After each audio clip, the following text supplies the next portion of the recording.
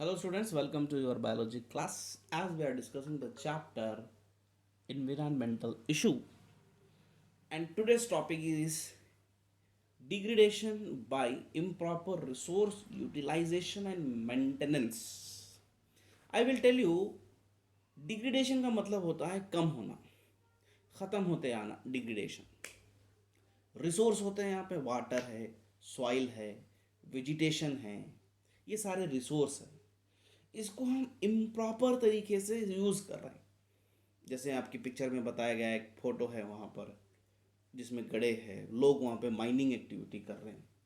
ठीक है, तो उस जगह पर वहाँ पर इम्प्रॉपर तरीके से हम नेचुरल रिसोर्स को यूज़ कर रहे हैं और उसका मेंटेनेंस नहीं कर रहे, जिसकी वजह से नेचुरल रिसोर्सेस जो है डिग्रेडेशन होते जा रहे हैं, यानी कि कम होते जा रहे हैं। This is today's topic. So let us proceed how this happen, what causes, what effects further.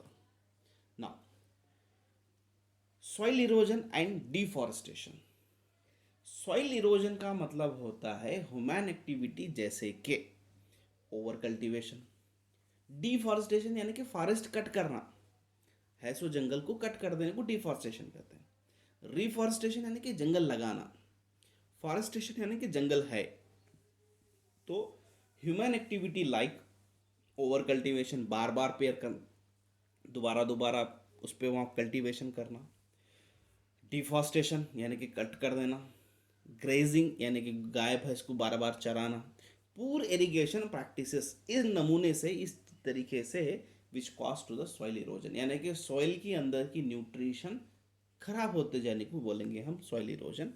It result in arid patches of land and deforestation, sorry desertification, यानी कि सूखा मैदान बनते आता, land will be completely removed from the vegetation and ultimately वो desert बन जाता है, जिसको हम बोलेंगे डेजर्टिफिकेशन.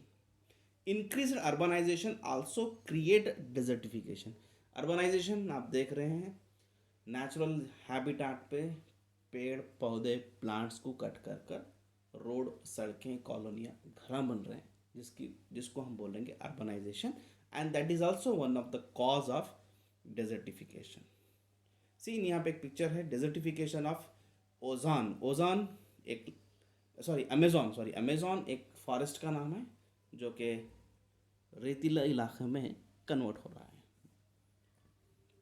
ना water logging and soil salinity. See pictures में जैसा आपको दिखाया गया है, पानी एक जगह जमा होना, उसको बोलते हैं वाटर लॉजिंग. सॉइल पानी में का साल्ट जो है मिट्टी में जमा होता है, इसको हम बोलेंगे soil salinity. These are the problem as a part of the green revolution. Irrigation without proper drainage, water lead to the water logging in the soil, यानी कि वाटर एक मिट्टी में एक जगह आकर जमा हो जाना. The drain salt to the surface of the soil. ठीक है, the salt is deposited on the land surface और collected act as a plant root. This damage the irrigation, जिसको हम बोलेंगे सैलिनिटी. ಎಲ್ಲೋ ಒಂದು ಕಡೆ ನೀರು ಜಮಾ ಇತ್ತು, ಆ ನೀರು ಒಳಗಿದ್ದಂತಹ ಸಾಲ್ಟ್ ಪದಾರ್ಥಗಳನ್ನು ಈ ಭೂಮಿ ಸರ್ಫೇಸ್ ಮೇಲೆ ಕೂಡುತ್ತವೆ. ಅದೇ ರೀತಿ they can damage to the roots of the plants also.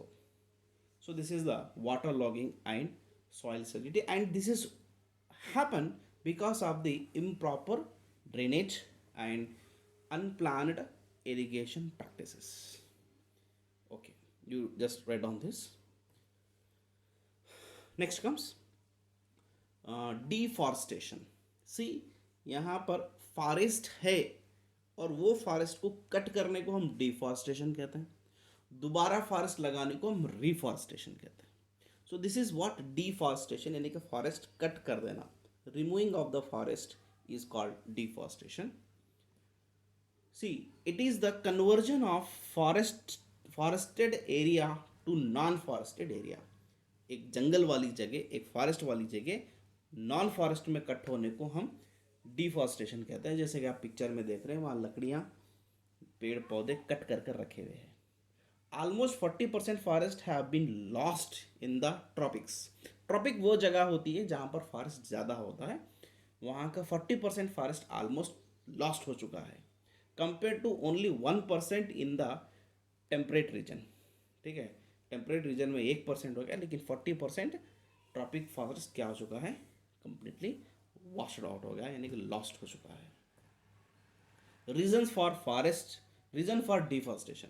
भाई डिफॉरेस्टेशन का रीज़न क्या है? वेरी फर्स्ट, एग्रीकल्चर, बढ़ती हुई आबादी, इंसानों की बढ़ती हुई आबादी को फूड सप्लाई करने के लिए हमें चाहिए खेती, यानी कि एग्रीकल्चर। अब एग्रीकल्चर की लैंड अलग से तो नहीं ला सकते, तो एग्रीकल्चर लैंड के लिए हम फॉरेस्ट को ही, conversion of forest patch into agriculture land, ठीक है, and that ultimately change into somewhat different land.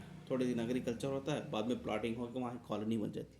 तो इस तरह से forest patch slowly slowly deforestation में होने लगा है। स्लैश बर्न एग्रीकल्चर, जुम कल्टीवेशन कहते हैं इसको।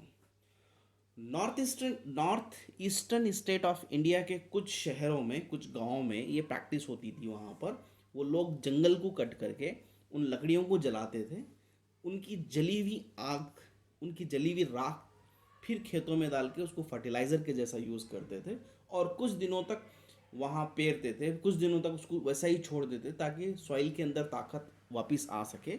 लेकिन कुछ समय से ये वो जो रिकवरी जो पीरियड होता है वो नहीं दिया जा रहा, नहीं दिया रहा, जिसकी वजह से फॉरेस्ट, जिसकी वजह से जो लैंड है अपनी फर्टिलिटी खो जा रहा, एंड वो अल्टीमेटली एक डिफॉरेस्टेशन में कन्वर्ट हो रहा, जिसको हम बोलेंगे जूम कल्टीवेशन।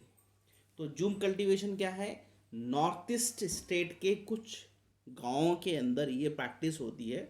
वहाँ पर जंगल कट करके लकड़ियाँ लाया जाता है, उन लकड़ियों को जलाया जाता है, फिर उनकी जो राख होती है उसको वहीं पे छोड़ देते हैं ताकि कल्टीवेशन में आसानी हो, और कुछ समय देते हैं और वहाँ कल्टीवेशन करके वहाँ से क्रॉप निकाला जाता है। लेकिन अब वो रीजंस, अब वो डिले कम हो रहा है, जिसकी वजह से वो बढ़ चुका है, एंड उस तरह के कल्टीवेशन से वहाँ फॉरेस्ट कम हो रहा है, और उसको हम बोलेंगे जूम कल्टीवेशन।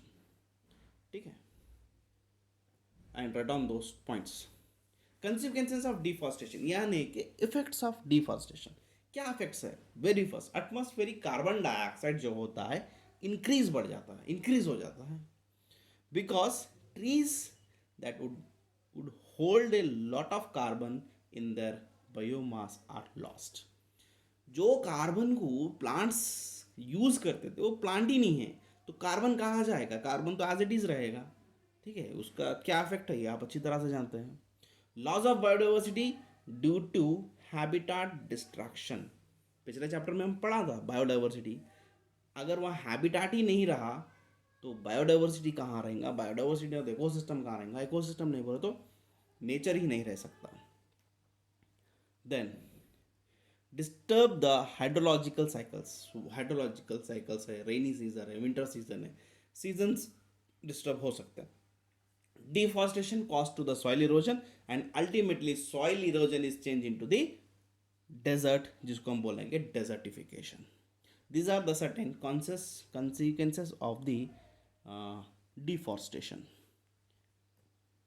Then reforestation, अब हमें झाड़ लगाना भी है। The process of restoring of forest that once exist in the past।